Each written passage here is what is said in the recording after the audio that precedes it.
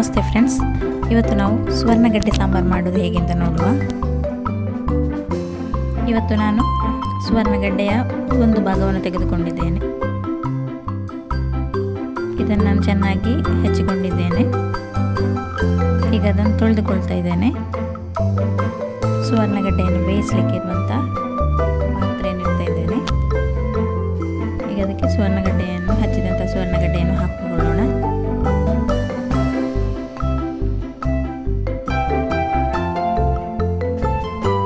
ನನ್ನ ಯೂಟ್ಯೂಬ್ ಚಾನಲನ್ನು ಪ್ರಥಮವಾಗಿ ನೋಡ್ತಿದ್ದವರು ಸಬ್ಸ್ಕ್ರೈಬ್ ಮಾಡಿ, ಶೇರ್ ಮಾಡಿ, ಸಪೋರ್ಟ್ ಮಾಡಿ. ಹಚ್ಚಿದಂಥ ಸುವರ್ಣಗಡ್ಡೆಯನ್ನು ಪೂರ್ತಿಯಾಗಿ ಹಾಕಿದ ಮೇಲೆ ಅದಕ್ಕೆ ಮುಚ್ಚಿಡ್ತಾ ಇದ್ದೇನೆ.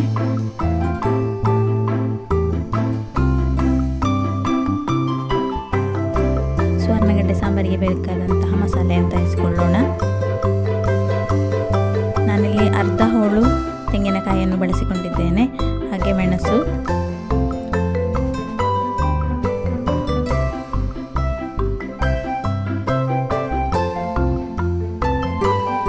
ಮೆಂತೆಕಾಳು,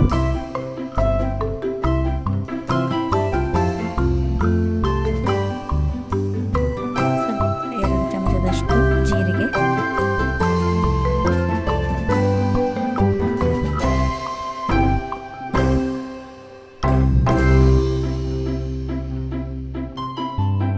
ಅರಶಿನ ಹುಡಿ ಹಾಕೊಳ್ತಾ ಇದ್ದೇನೆ.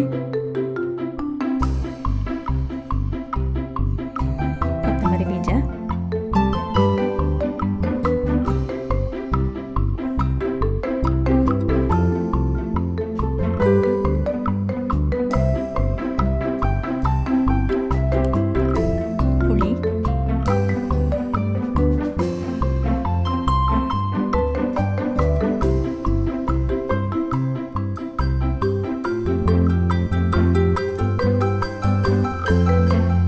ಮೂರು ಬೆಳ್ಳುಳ್ಳಿ ಎಸಳು ಮತ್ತು ನೀರುಳ್ಳಿ ಹಾಕಿ ನೀರು ಹಾಕಿ ಚೆನ್ನಾಗಿ ರುಬ್ಬಿಕೊಳ್ತಾ ಇದ್ದೇನೆ.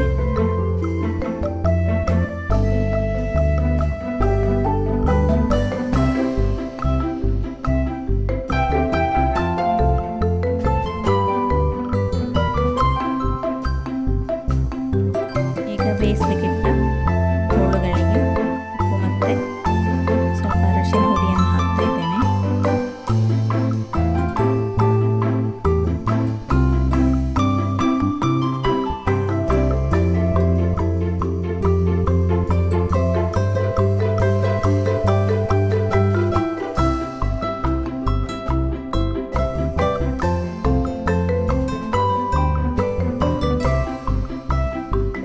ಸುವರ್ಣಗಡ್ಡೆ ಹೋಳುಗಳು ಚೆನ್ನಾಗಿ ಬೆಂದಿದೆ.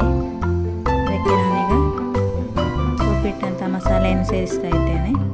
ಚೆನ್ನಾಗಿ ಕುದಿಲಿ.